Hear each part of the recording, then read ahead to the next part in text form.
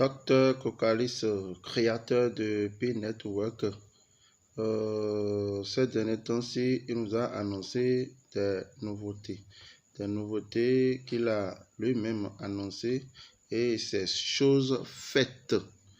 Alors, pour l'instant, chers amis riches de crypto-monnaie, bonjour, salut. Et nous allons parler aussi du phénomène, c'est-à-dire pourquoi les gens ont souvent la peur d'aller miner ou bien une crainte qui les anime. Et pourtant, ce n'est pas ce que pensent certaines personnes, même à l'international, et même les grands dirigeants des banques mondiales.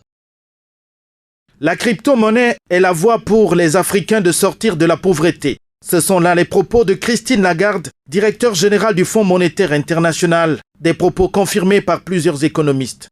Quand on pense que 60 à 70% de la population africaine est jeune, sur les 100 jeunes, on peut dire qu'il y a au moins 90% qui sont déjà au courant de ce que c'est que le Bitcoin, le cryptocurrency, le blockchain technology. Et je pense que les États qui ont compris et qui vont commencer à voir comment réglementer cela, voir comment intégrer ça dans leur quotidien, je crois que c'est eux qui vont en bénéficier. Il faut essayer de voir l'effet multiplicateur et comment est-ce que ça peut impacter l'économie africaine.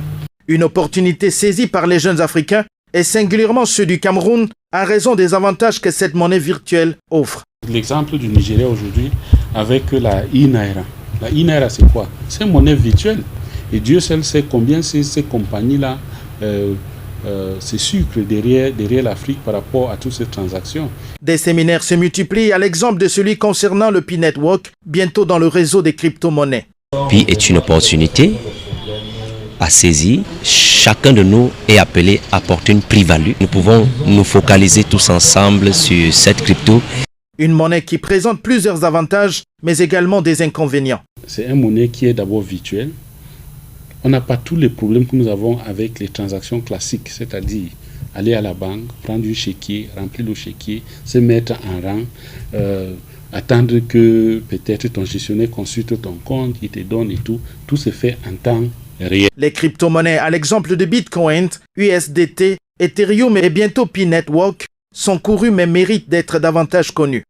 La crypto-monnaie, c'est quoi? C'est une monnaie virtuelle. Oui, une monnaie virtuelle, comme il a si bien dit le Camerounais. Alors, P-Network, j'invite tout le monde à faire l'inscription et à continuer. La patience sera au bout dans quelques jours ou quelques années. Alors, l'objectif ici, c'est 2025, mais avant, ça peut ne pas être le cas. Tout compte faire, le cas YC de mars est lancé et c'est ce que tout le monde attend d'ailleurs. Un tout petit problème et après le tout rentrera dans l'ordre.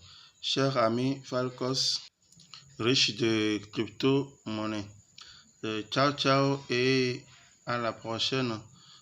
Si c'est la première fois que tu regardes cette vidéo ou bien tu regardes cette chaîne, n'oublie pas de t'abonner et de cliquer sur la cloche de notification.